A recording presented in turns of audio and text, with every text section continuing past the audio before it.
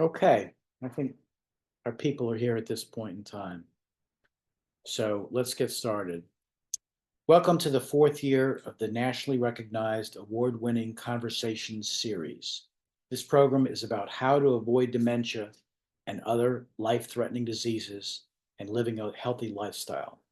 We will have a strong speaker on this topic. I am Richard Bressler, former chair of the board of Weinstein Hospice Board of Advisors, having served as marketing chair from 2012 to 2024, and also a former member of the Jewish Home Life Board of Directors. I'm a career healthcare marketer and community volunteer for the Weinstein Hospice, having graduated from Tulane and Northwestern universities. Weinstein Hospice is the palliative and end-of-life component of Jewish Home Life, an organization centered on aging, which provides care for a new age. As the only Jewish not-for-profit hospice in Georgia, we tackle issues of community concern in a series of conversations. We have completed the production of 13 successful Zoom webinars for Weinstein Hospice, all targeted at generating awareness and promoting a conversation among the 45 to 60-year-old population in northern metro Atlanta. The conversations are all available for viewing at www.weinsteinhospice.com under the Education and Resources tab. They are also available on our YouTube channel. This one will reside there after completion. After this one, we will have 2 more conversations planned through May of this year. I will now introduce our speaker. Neil will tell you how to avoid life-threatening illnesses to live a healthy, long life. So prior to becoming a lifestyle guru, Neil Cooper practiced interventional radiology for 21 years. After his heart attack in 2012, Neil discovered the health benefits of whole food, plant-based, low-fat nutrition for chronic diseases. At that time, he changed his practice to become a certified lifestyle medicine physician, an up-and-coming specialty. He went to med school at University of Nebraska Medical Center, completed residency at Baylor Medical School, and received an interventional fellowship from Vanderbilt University Medical Center. Neil is board certified in lifestyle medicine and in fitness nutrition, among other specialties. Neil's wife and life partner, Shelley, is an important part of the practice. Details of Neil's bio are on your screen. We're going to start with Neil and be able to ask questions after. Please put your questions in the chat box and or the Q&A box, and we should be able to get to all of them after you've had a chance to speak. At the end of the session, we will randomly draw a name from the attendees, of which all of you are here, are eligible, and the winner will receive a 1-hour private consult with Dr. Cooper. So stay tuned. Neil? Richard, thank you so much for your very kind introduction.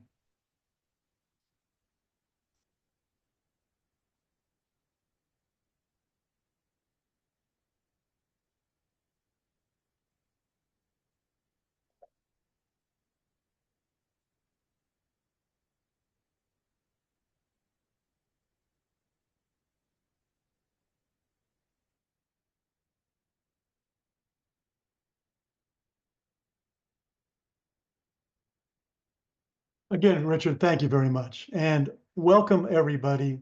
Thank you so much for making the time to join us for our webinar.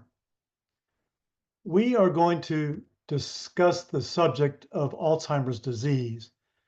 That's a subject that I feel fairly certain I can say probably touches all of our lives in some way or manner. Perhaps ourselves, a close relative, a colleague, or a friend. We have a non-infectious epidemic of chronic disease in our country. Diseases like Alzheimer's disease, heart disease, high blood pressure, diabetes, stroke, cancers, chronic lung disease, autoimmune disease, and many, many others. In fact, in our country, 60% of adults over age 18 have at least one chronic disease, and many have more than one. That's the majority of Americans. And once we reach the age of 65 and older, then 85% of us, almost all of us, are going to have at least one chronic disease, and usually two or three or more. This chronic disease epidemic, it is so common that we have come to believe, mistakenly, but we have come to believe that we are all destined to age with one of these diseases. And the one chronic disease that still puts a lot of fear into us is dementia. Because we know that there is really no medication, no surgery, no radiation therapy, no therapy that is out there that can reverse Alzheimer's disease. But tonight we're going to discover that we do have some good news, because we do have a therapy that we can use to prevent dementia, prevent Alzheimer's disease, and even slow its progress in its early stages. And the rest of the good news is that this same therapy that is good for the brain is also good for the heart and other organs, and we can prevent, treat, and even reverse many of the chronic diseases that we are going to talk about. Let's talk about this therapy. I have no financial disclosures or conflicts of interest. I want to just give you very brief background to explain why I feel so passionate to get this information out to you and to everybody. This is the Interventional Radiology Suite, where I spent the majority of my medical career. On the left-hand side are a few tools of the trade: catheters, balloons, stents. I would put these instruments into my patients' arteries and veins all around the body, from the neck, arms, legs, kidneys, liver, intestines, pelvis, everywhere around the body except in the heart, which is where the cardiologist worked. So my story really begins in 2012, at a time when I was overweight.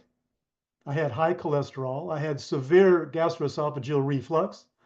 I had a very strong family history of early death from heart disease.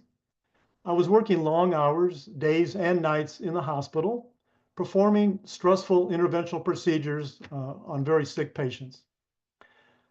At the time, I was living what I thought was a very healthy lifestyle. In retrospect, I really didn't even know what a healthy lifestyle was. I did work with a trainer most mornings before I went to work.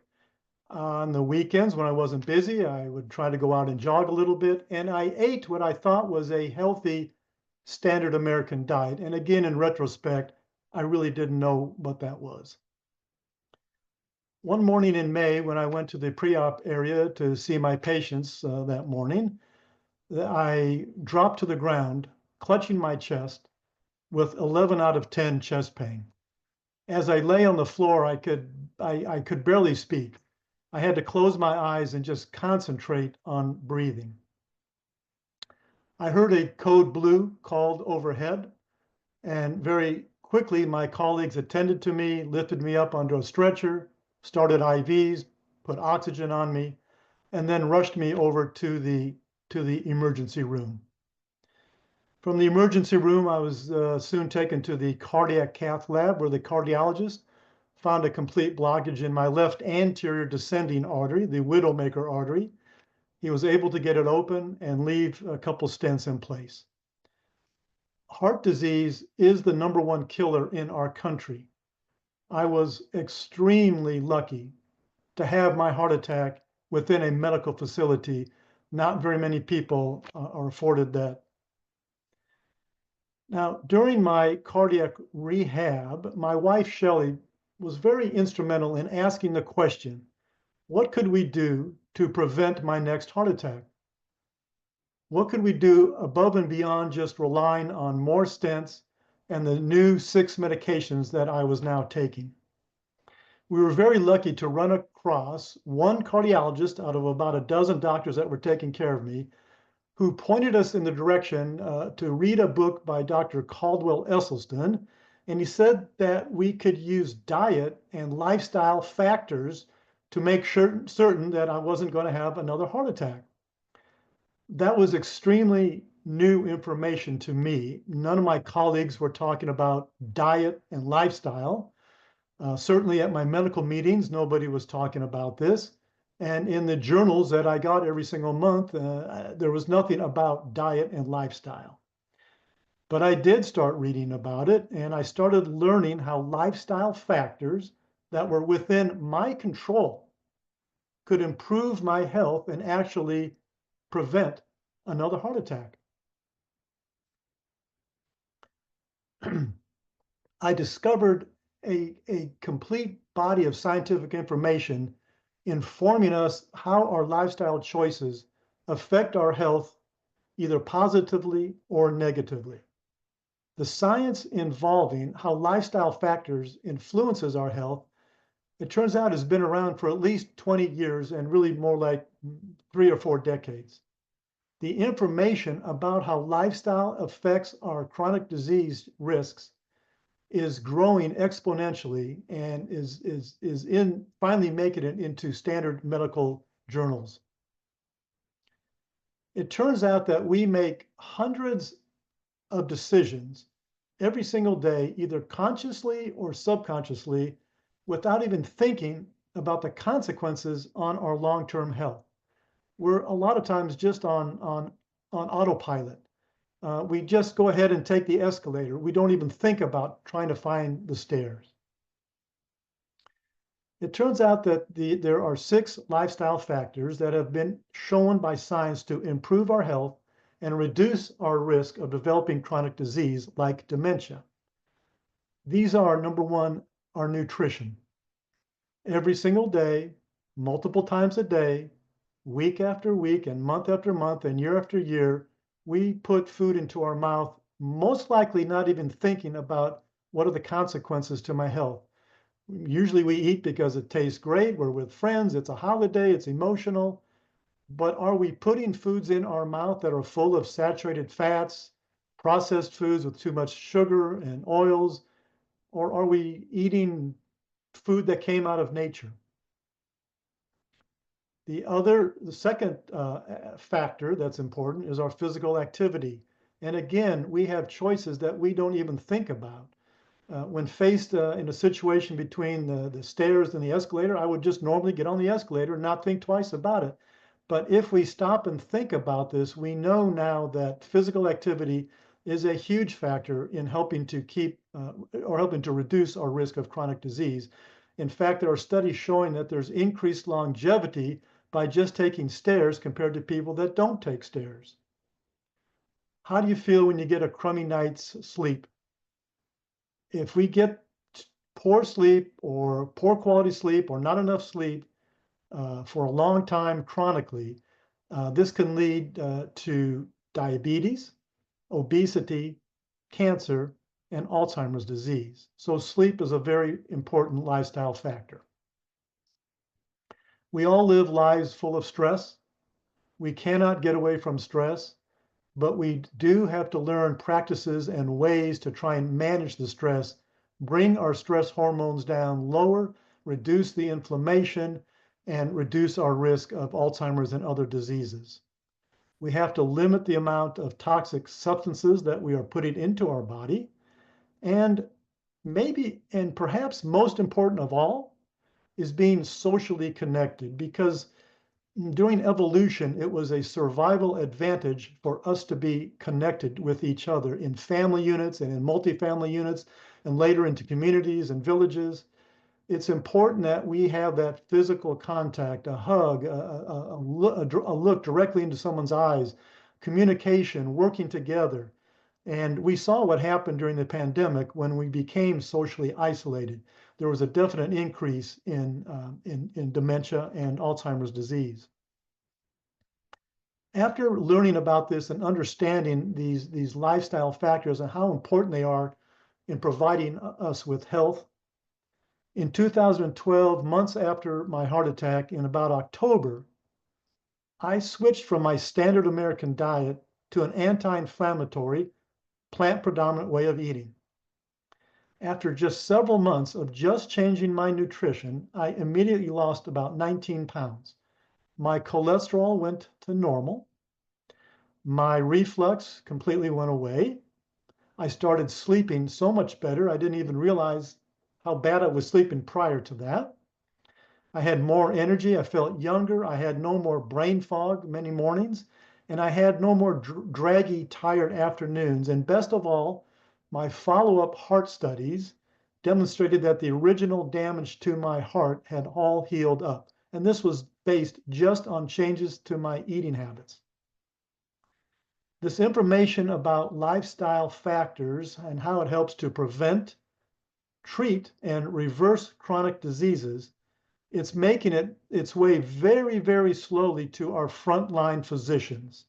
And so most of our doctors and PAs and nurse practitioners, when we go to the office, they may not have an interest in talking to us about this. They probably don't have the complete knowledge to talk to us about this. They don't get reimbursed to talk to us about this, nor do they have the time. This is a huge opportunity for improvement and change in our healthcare system. And it is for this reason it's become my personal mission for the past 12 years to help my colleagues understand more about how lifestyle affects our health and to bring out this information to you, to friends, to patients, and to clients. What is it, though, about these 6 lifestyle factors? How can we explain? Well, the science has actually gotten to the mechanistic level and to the biochemical level, and we now have a very solid understanding.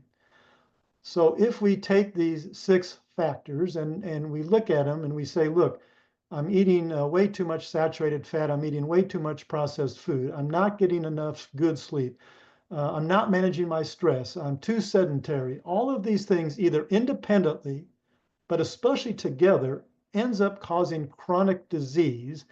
And the reason for this, we now know definitively, is due to chronic inflammation. Our body is fantastic at fighting off acute inflammation.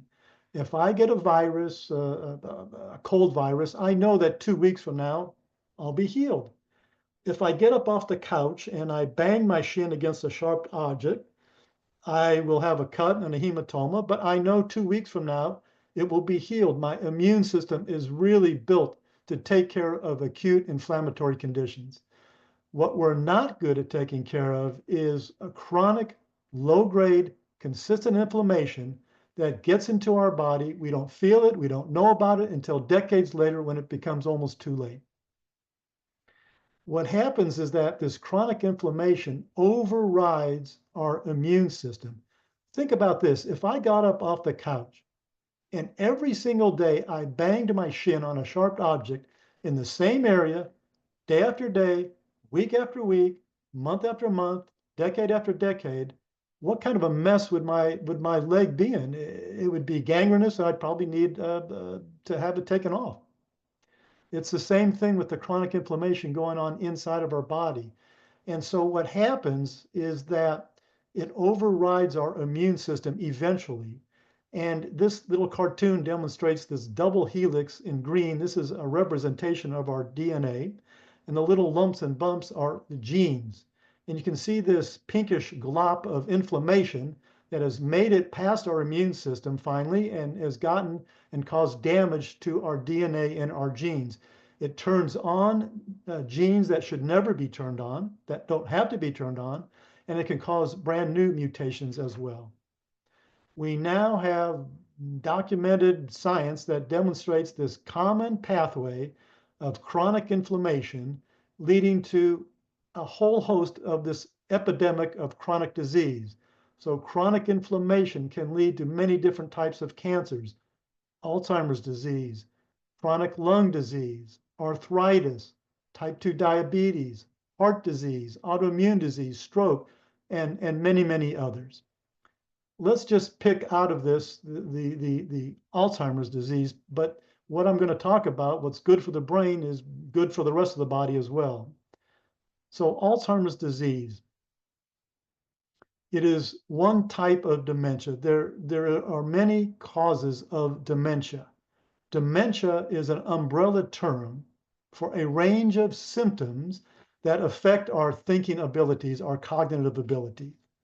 So dementia is defined as a decline in memory, a decline in reasoning or other thinking skills, a loss of executive functioning, and difficulty making everyday decisions. And so dementia can be caused by many different diseases and injuries. Alzheimer's disease is the most common cause of dementia, accounting for 60 to 80% of people living with dementia. Dementia, as we said, touches all of our lives. And if you look at the top line, age 65 and older in America, about 10 to 11% of us will have the diagnosis of Alzheimer's disease. Once we reach the age of 85 and above, a third of us are going to have the diagnosis of Alzheimer's disease. Of the 10 top leading causes of death in the United States, Alzheimer's disease is the 7th leading cause of death. Now, something that you may understand or maybe not is that Alzheimer's disease, we don't go to bed on Sunday night normal and wake up on Monday morning with Alzheimer's disease. This is a disease that is progressing in our body very slowly over a long period of time. And on this graphic, if you look at the left-hand side, there's this preclinical stage of Alzheimer's disease. It's the asymptomatic, meaning changes in our brain consistent with Alzheimer's disease are occurring, but we're completely asymptomatic. We have enough reserve in our brain that we can start having damage to our brain, but yet we're not aware of it, and people around us are not yet aware of it. Most people will then progress into the mild cognitive impairment phase, or MCI. This is when we start to have symptoms. We're beginning to forget things. Our reasoning is declining, but we are still living independently. There are some people that will live with MCI for the rest of their life and not progress to Alzheimer's, but most people will then continue to progress on to Alzheimer's disease. And the difference there is that the symptoms become more severe, and now we have to have people help us in our activities of daily living. And that goes from mild to moderate to advanced. So it's a continuum along a timeline. What's happening up in our brains? Well, this is neuroimaging. On the left-hand side is a normal PET scan.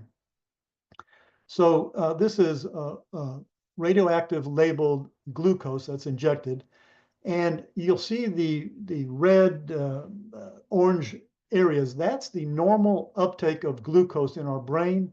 Our brain uses a lot of glucose. It's a very highly metabolic, energetic organ, and that's the normal distribution. Now, if you move to the right, where you see more blue, there is now a significant loss of ability to utilize glucose in our brain. That's what powers our brain, and we're losing power to our brain. This is what someone with moderate Alzheimer's disease, what their PET scan will look like. Big central areas where we no longer utilize the glucose because the cells are beginning to die and become dysfunctional.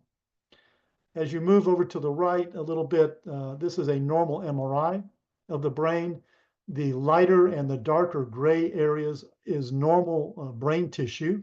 The black areas represent the normal fluid that's inside and around our brain. Moving over to the right is a patient that has moderate advanced Alzheimer's disease. And now you can see destruction, loss, and atrophy of the brain tissue, particularly in the central area where the red arrows are pointing, in the temporal lobes and in the hippocampus.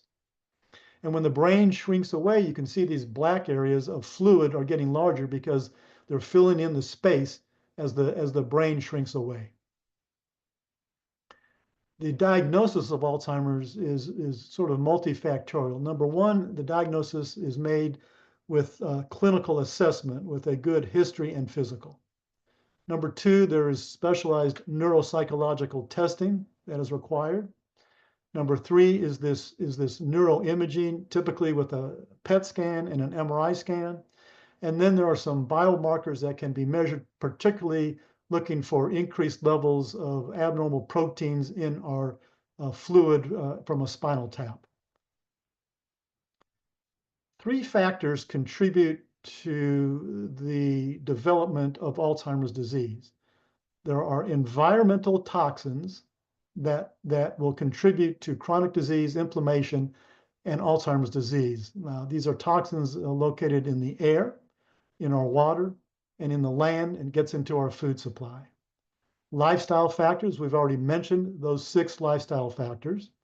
And genetics plays a role, although I will tell you, and we might have time to talk about it later, it's not an oversized role, really. It's really lifestyle factors and maybe environmental factors. I want to take a little deeper dive, looking at a little more of the science. I want this part to really kind of stick with you and maybe provoke you to begin thinking more about this, looking into this, and reading more about this. But a person living with Alzheimer's disease, what's going on in their brain? We saw the shrinkage of the brain tissue. It's due to injury of the neurons, which are the cells of the brain. There are malfunctioning cells with, you've heard of tau proteins that are getting deposited inside the neurons, and the amyloid proteins that are causing plaques around the neurons. This is a hallmark of Alzheimer's disease and what the pathologist sees on the microscope. But what's causing these injured neurons? It turns out that Alzheimer's disease is part of our metabolic disorders. It's a metabolic disease. It's a dysfunction of insulin, a dysfunction of glucose, a dysfunction of lipids and cholesterol in our brain, and it shares a lot of common factors with these other metabolic diseases. There is a very high correlation between having type 2 diabetes, high blood pressure, heart disease, hardening of the arteries, obesity, metabolic syndrome, insulin resistance, and other metabolic diseases. This is all part of a metabolic type syndrome. And what is causing these metabolic diseases in us? We said it's chronic inflammation. And where's the chronic inflammation coming from? It's coming from in the environment, a little bit from our genes, and a lot from our lifestyle.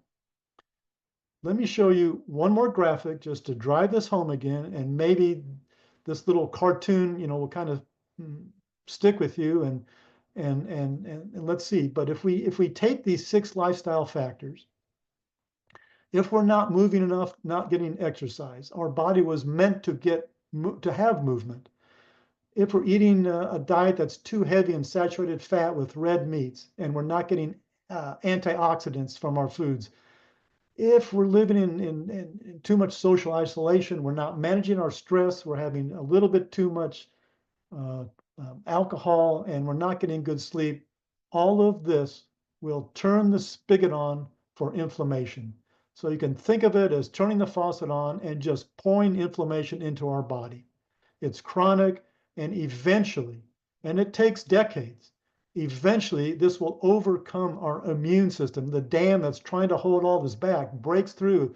There's this terrific flood of inflammation overflowing the dam. It eventually gets to our chromosomes, our DNA. It turns on genes that should never have been turned on, and it causes new mutations, which will end up with chronic disease like Alzheimer's disease. Medications, there's got to be a place for medications, and I am absolutely pro-medication. I'm not anti-medication at all, but we just have to realize that medications are not going to the root cause. The medications can kind of help bolster the dam and try to help hold back some of the inflammation and help us maybe from progressing too rapidly. But eventually this huge pressure head, it overcomes the medication. It can't hold us, forever. What's better is to go all the way upstream and get to the root cause. And so let's get more active every single day. Let's begin an exercise program. Let's eat an anti-inflammatory diet, which is a plant-based diet, because that's where antioxidants, vitamins, fibers, and anti-inflammatory compounds come from. They're not found in fish and eggs and dairy and meat. Let's make sure we're socially connected, managing our stress, limiting our alcohol, and getting quality sleep. And then what will happen is that we'll turn that spigot down. It'll just drip, drip, drip. And our body's immune system will now be able to do what it's supposed to do. It'll protect our robust, healthy genes, and will keep our organs healthy. There's a ton of science, and I geek out on the science, and I love looking at the scientific studies and talking about them. But over the years, people say, please don't show us these studies. It doesn't make any sense. If you ever want to talk about them and look at them, I'd love to show them to you someday. But I'll show you one study that came out. This is a major study. This came out 6 months ago. It's called Dementia Prevention, Intervention, and Care, and it's a report of one of the Lancet standing commissions. And this particular commission on dementia put together a whole group of science-led leaders from across the world who looked at all of the scientific studies on dementia. They threw out the crummy ones, the ones that made no sense, put together all the good science, and then they put together policy recommendations and ideas for us and for our physicians to think about. And this commission, 6 months ago when this came out, found that there were 14 modifiable risk factors that could prevent or delay half the cases of dementia in the world. Most experts that have really dug deep into this study that came out, most experts say that the authors made a very, very conservative estimate that it could prevent half of cases, and really feel that if we modified all 14 of these risk factors, we could prevent more like 90%. On the left-hand side in the blue boxes, these are the 14 modifiable risk factors that the Lancet Commission said could help us prevent and or delay early stages of dementia. Take a moment, just read through these 14 factors on the left-hand side.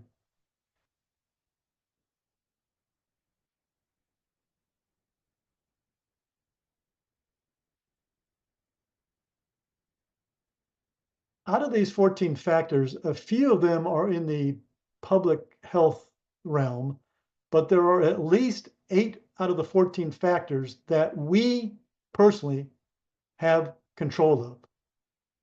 And I summarize those in this yellow box. So these are the 8 factors out of the 14 that we can take control of. We can put our type 2 diabetes into remission.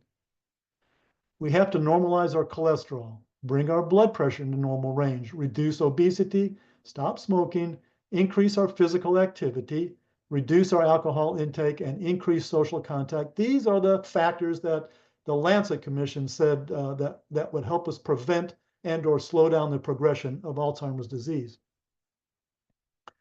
20 years ago, when this information was really coming forth, a group of visionary doctors got together and they created and formed the American College of Lifestyle Medicine.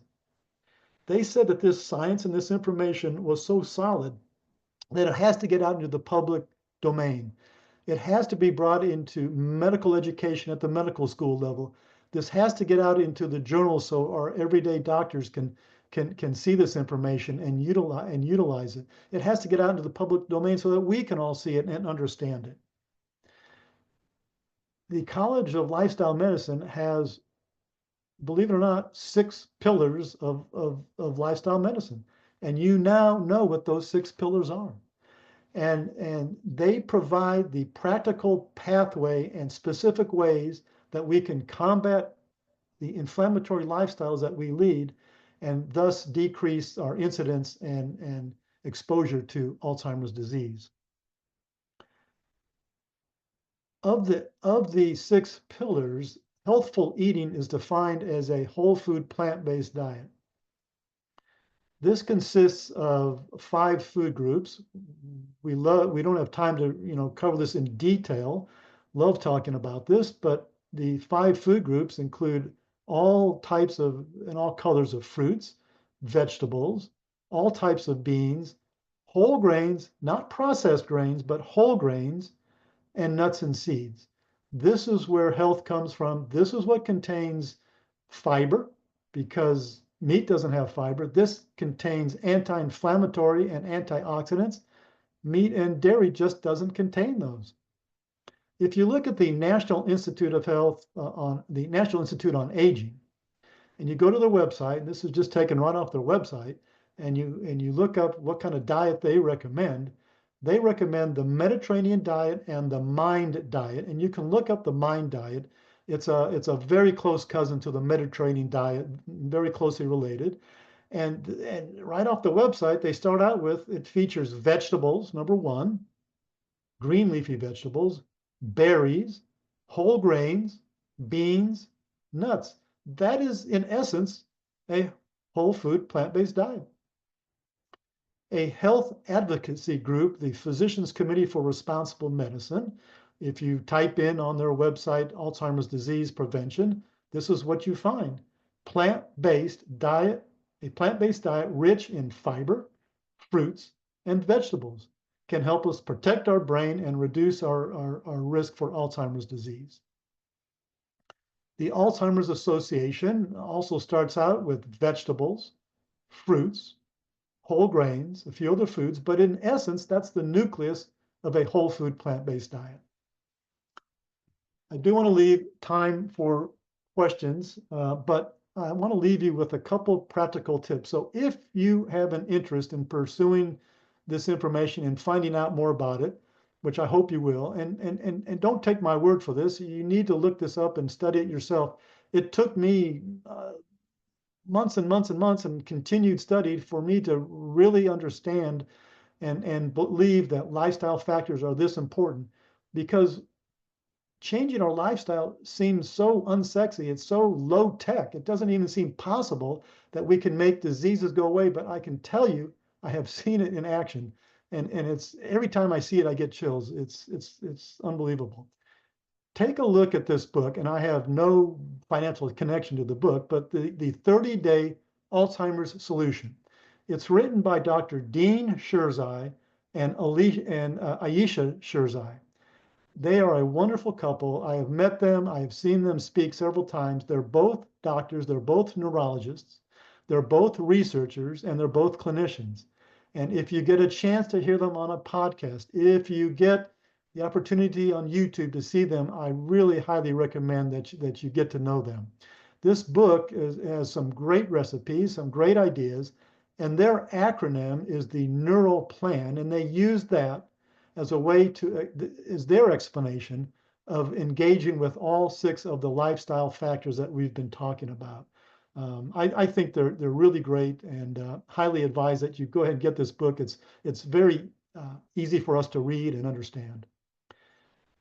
If you go online and you type in Brain Care Score, you'll come up with the McCants Center for Brain Health. It's out of the Mass General Hospital, part of the Harvard Medical System. And this is an online tool that you can use to fill out the questionnaire and then measure how well you are now taking care of your brain. And as you make changes, and if you do make changes to your lifestyle or whatever, you can keep going back to the site and going back to the questionnaire and follow your score and see what happens over time.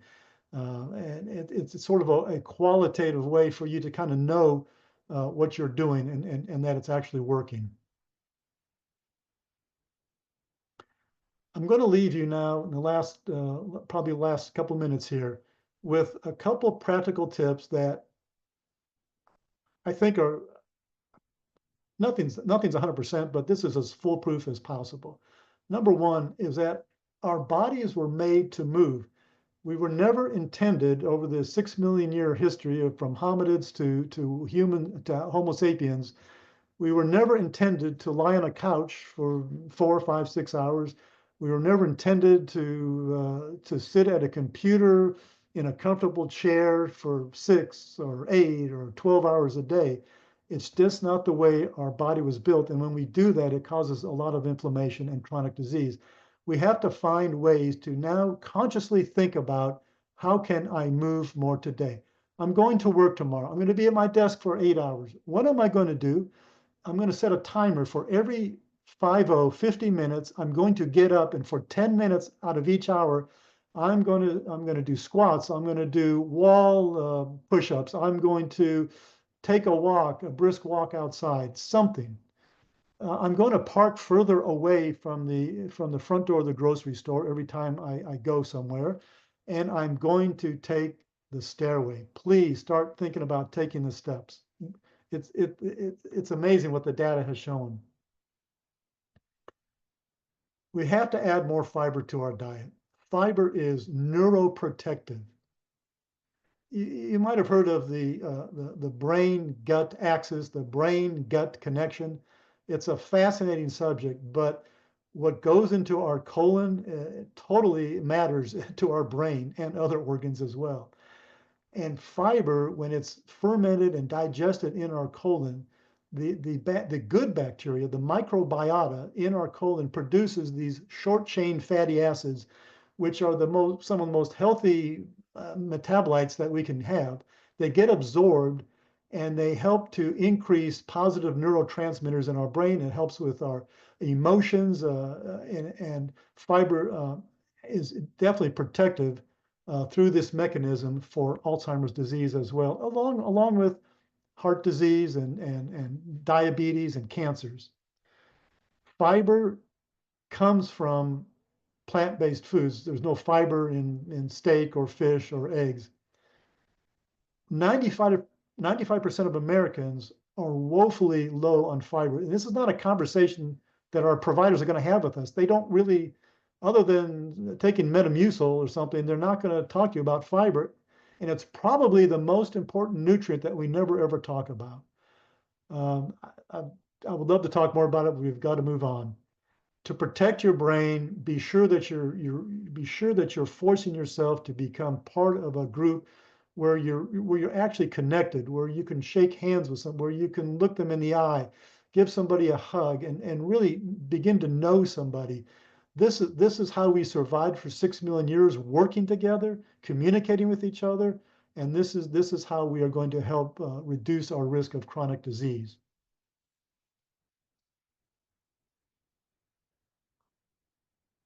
I didn't mention this, but this is something that these four things, and I'll talk about time restricted eating, but should you want to, you could start all these things tomorrow. These are things that are within your control. Time restricted eating, it's another whole subject, and I'm sure you've heard about intermittent fasting. Time restricted eating refers to each day where we only eat for a certain window and we don't eat for a certain window of time. And at the very, very minimum, we should not eat for 12 hours. That means we can eat from whatever time you set, 7 a.m. to 7 p.m., and then you do not eat from 7 p.m. to 7 a.m. the next morning. If it's 8 to 8, whatever it is, 6 to 6. This non-eating fasting little period allows the brain to detoxify. Now, 8 hours of sleep is huge in detoxification of the brain. It gets rid of the tau particles and the amyloid proteins through the glymphatic system. But also by not feeding ourselves all the time, day and night, we have to give our metabolic system a time to rest and detoxify, particularly for the brain, for the liver, and for our muscles. And so some people have extended it, and there's probably better health benefits if we can eat in a 10-hour window and then not eat for 14 hours. And then there are those people that are able to eat in an 8-hour window and not eat for 16 hours, which probably has the best health benefit. But at the very minimum, it's very doable that 5 days a week, all of us cannot eat for 12 hours while we're sleeping after dinner and then until we wake up. I'm going to stop here, and if we have time, Richard, we can open up for questions, but please feel free to email me anytime. I love to talk about this with you. You can email me at neil@strongernowgym.com. I work part-time as a personal trainer in this gym called Stronger Now in Sandy Springs, and I also see clients part-time for lifestyle medicine consultations. Whether you're part of the gym or not, it doesn't matter. The gym is located in Sandy Springs. I look at this graphic here of the brain, and I love this. And the brain is the last frontier. We know a lot about a lot of other organs, but the brain we know a lot about, but there's still a lot more to learn. And there's this very, very smart scientist. His name is Michio Kaku. He's a physicist, a theoretical physicist. He teaches, he's written books. And he said that the human brain is the most complex, beautiful, and mysterious object in the universe. And I think he's right. Thank you all very much for your time. Thank you, Neil. A couple questions have popped up on the Q&A, and people want to know kind of how stringent do you have to be on this diet? For instance, can you ever have fish? Can you ever have dairy? And that sort of thing. That's a great question, Richard. Thank you. Can you hear me okay? Yes. Okay. A great question. So when I'm working with clients or patients, we meet in the middle wherever somebody wants to be. Look, when it comes to diet and what we like to eat, there's a lot of strong emotional feelings about it. I totally get that. Here's my bottom line answer. If you have a known disease that you're trying to reverse and treat, then I say you've got to be all in.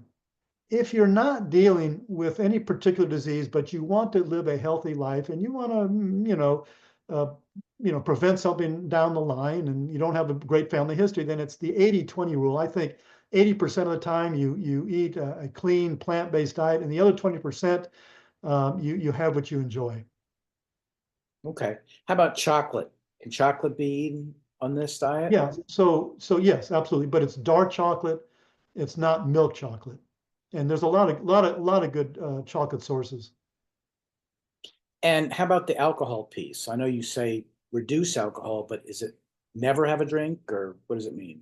No, we can have alcohol. If we could, nobody would ever be plant-based or vegan. Excuse me. I'm sorry. But I just want to tell you what the science says. The science says that there's nothing healthy about the ethanol molecule. Alcohol itself is very, very toxic. And the metabolic product in our liver that's created is also toxic.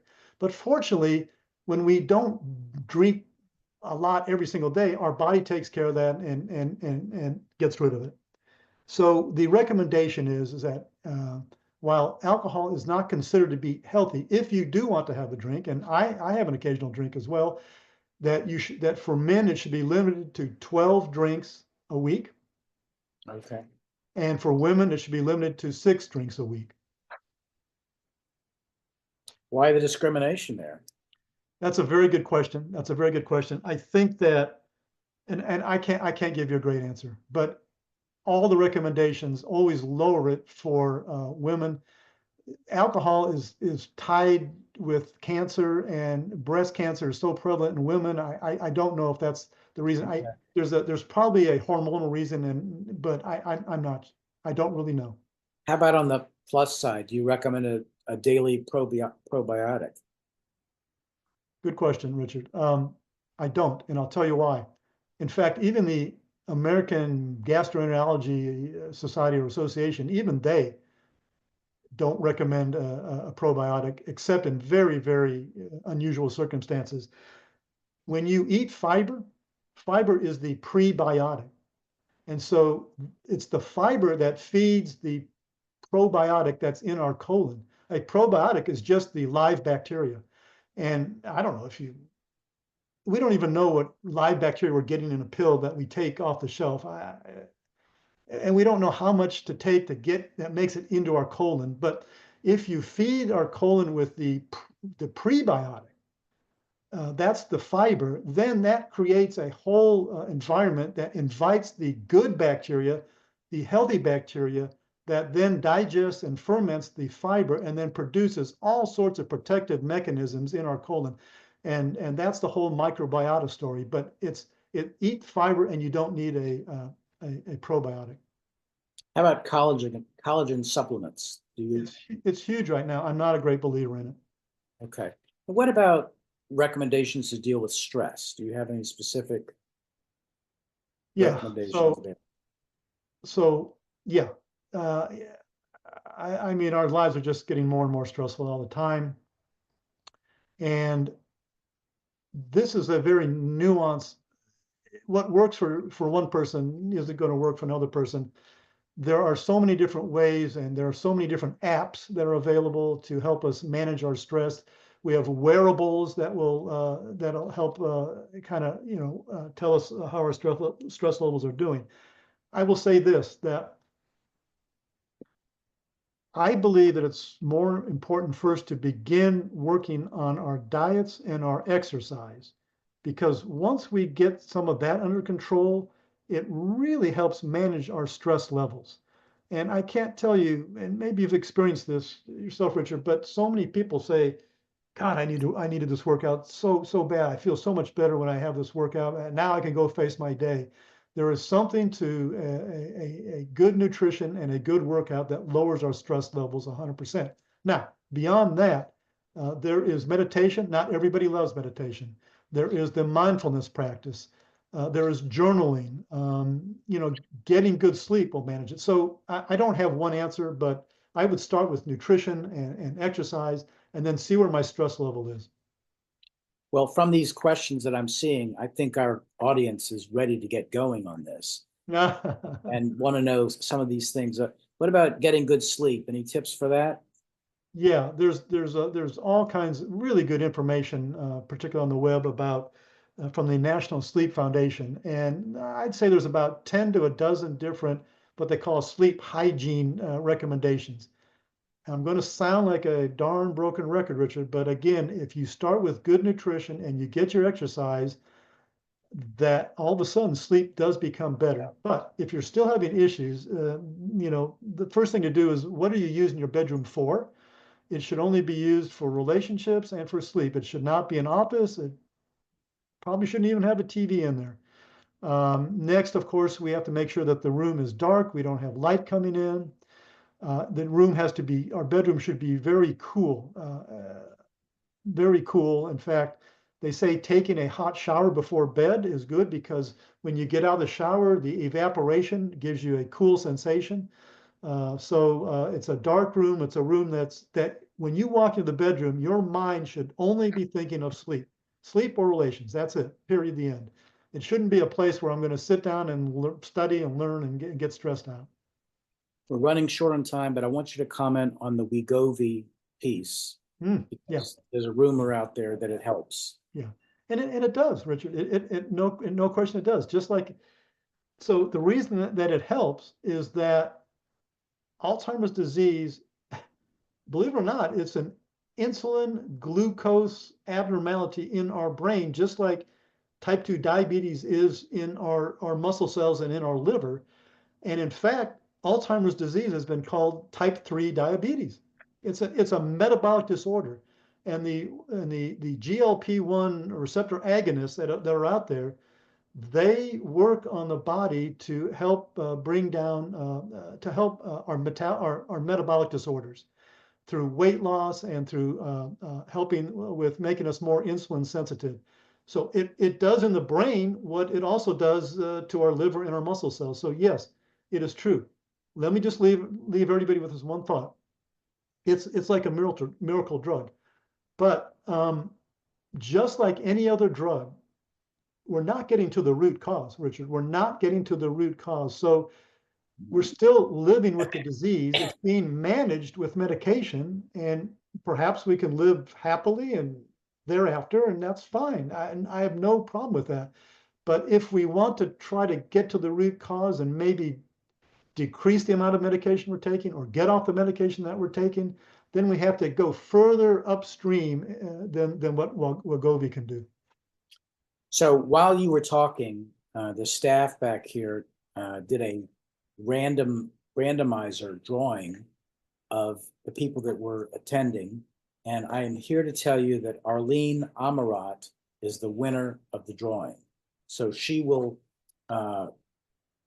it's publicly announced. We will send her the information on how to contact you, but you've already listed that. And if I didn't get to all of the questions, certainly check out Neil's website and certainly check out his email and ask him directly. But I think we covered most of them. And I think we have some, there's his contact information. And either way works. Any of those great email addresses work for him. Richard, thank you. Thank you so much for allowing me to be here tonight. And I want to thank everybody on the webinar tonight. I really appreciate you being here. I appreciate your questions and comments. I learned from you. I hope that you learned a little something from me. And I look forward to future conversations and look forward to working with Arlene. Well, thank you. You know, our next conversation is coming up on March 11th. And in that one, we're going to take a deep dive into palliative care. So mark your calendar, watch out for it. There'll be invites coming out for that. But thank you so much, Neil, and thank my staff for putting on another great webinar. Thank you. Good night.